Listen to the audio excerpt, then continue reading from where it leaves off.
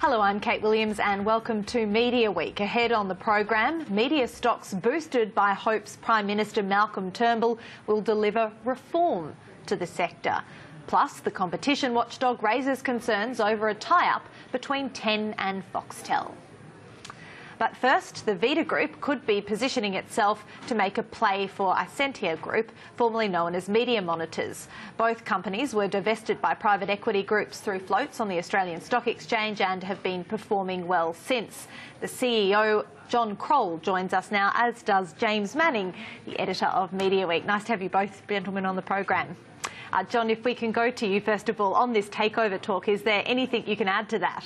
Okay, yeah, no, there's nothing at all. We saw very quickly the next morning Vita came out and said they had no discussions with us, so there's nothing happening there at all.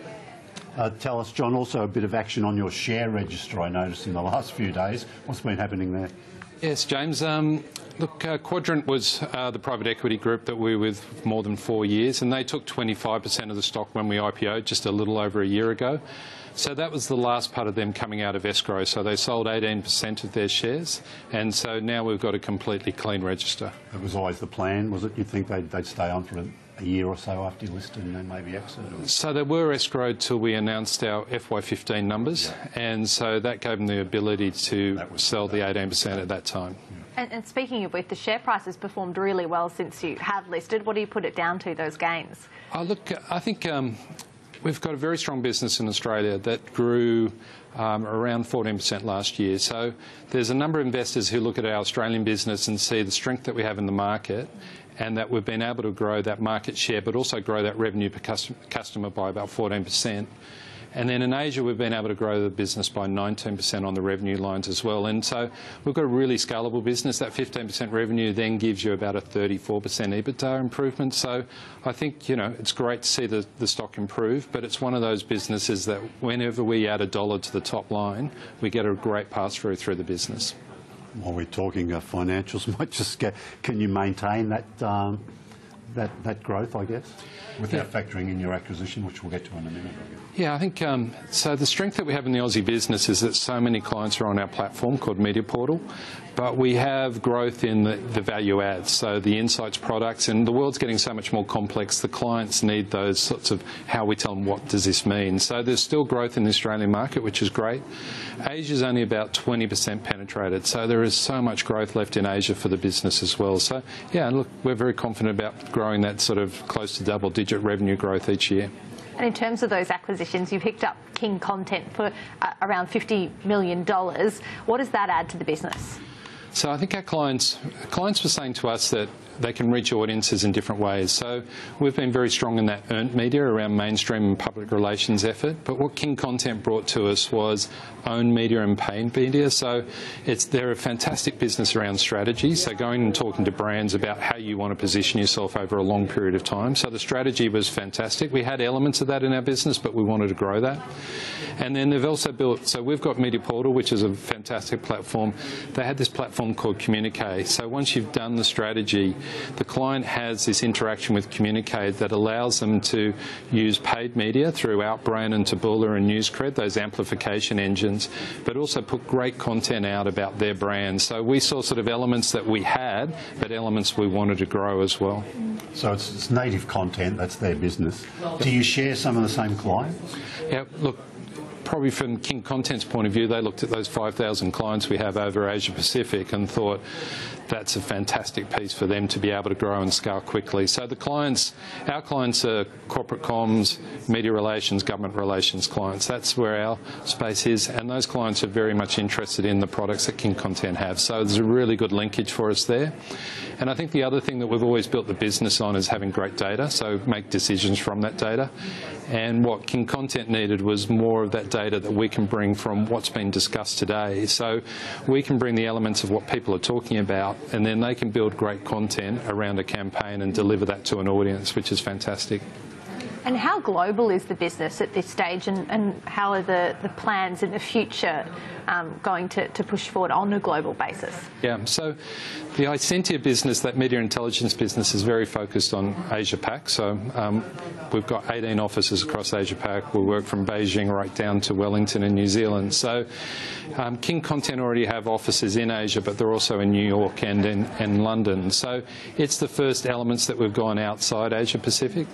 But I think, you know, content and information doesn't have any boundaries, so it's going to be a natural extension that we start to look into these other markets.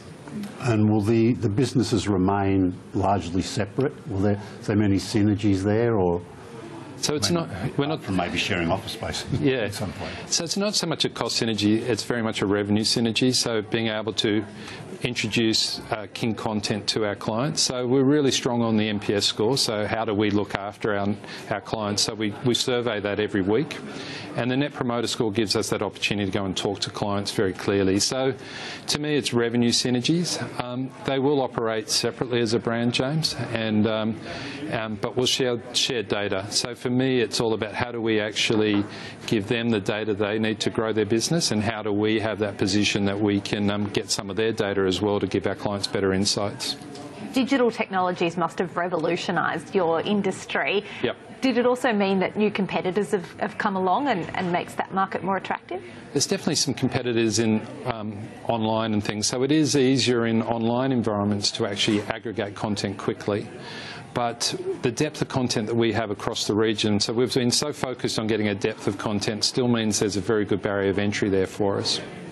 And just on that competition thing, you talk a lot about Asia, but I gather the more mature markets in the USA and Europe, there are other people similar maybe in scale and product offer to what you do? Yeah, so there's definitely of scale. There's businesses. There's a company in the US called Cision, which has done a number of acquisitions and is a very scale business.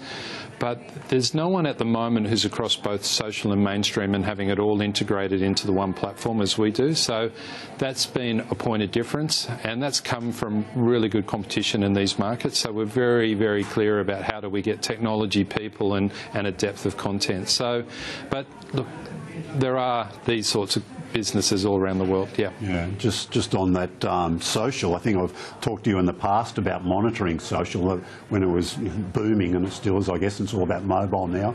Did you do a lot of sort of groundbreaking work in trying to monitor all that stuff, and where are we at now? So we did. We have done some groundbreaking work, and it's really interesting. We bought a business a number of years ago that we've grown substantially, which was called Brandtology in Asia. And its major client base is in China around global brands and how they reach Chinese consumers. And what's happening in China already around social. So mainstream media doesn't have all that trust in China, so brands actually want to reach audiences through social media. And when you look at what's in social there, it's got right through to the purchase. So from social media, those platforms like WeChat and Weibo, right through to Alipay, that gives the data of what you've purchased from the leads that you got from social media. And we're right in that space around the technology that we've built up there in China as well. All right, John Kroll, thanks so much for joining us on Thanks, the program. Kate. Well, moving on to some other news now, and Foxtel's bid for a 15% stake in Network 10 has been held up, with concerns the move could increase the amount of sport shown exclusively on the pay TV platform.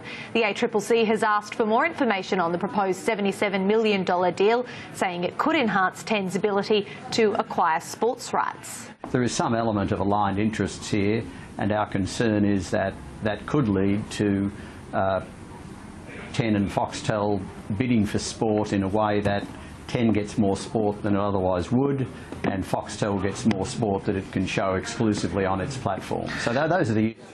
10 Network hit back at the findings, saying the proposed transaction will actually increase competition. The broadcaster is reviewing the regulator's statement and preparing a response. Let's get more now with Evan Lucas from IG. And Evan, what can you add to that story? The ACCC has some concerns over this takeover.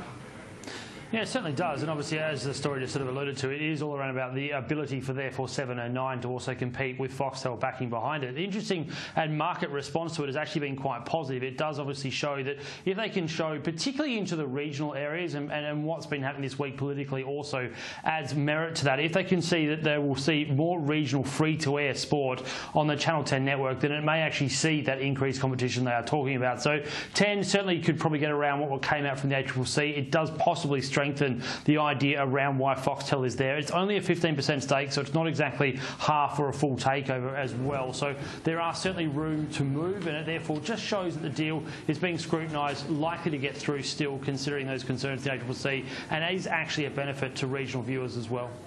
And what about the outlook for media stocks given the leadership change? It's one of the very few sectors that actually could be impacted, I guess, and that we've seen some kind of stock price movement in response to that news. Yeah, we certainly have, and very positively impacted it indeed. Clearly, with the fact that now Malcolm's been elevated to the PM-ship, means obviously that the overhang around the reach rule now comes back into light, and he was very much looking to the idea of moving it. There was obviously the former Prime Minister and Tony Abbott sort of blocking that idea, so it's back online, and clearly the regional players again were there to watch Prime Media. They were up very strongly. Win Network as well also had a fairly good reaction to the idea that reach rule could be scrapped, and that would be a big game changer. It would really liberalise that whole market and see new deals being done across that whole area. All right, Evan Lucas from IG, thanks for joining us. Thanks, Kate. Coming up on Media Week, more on what the media sector can expect under the new Prime Minister, and also who's winning the TV ratings race this week.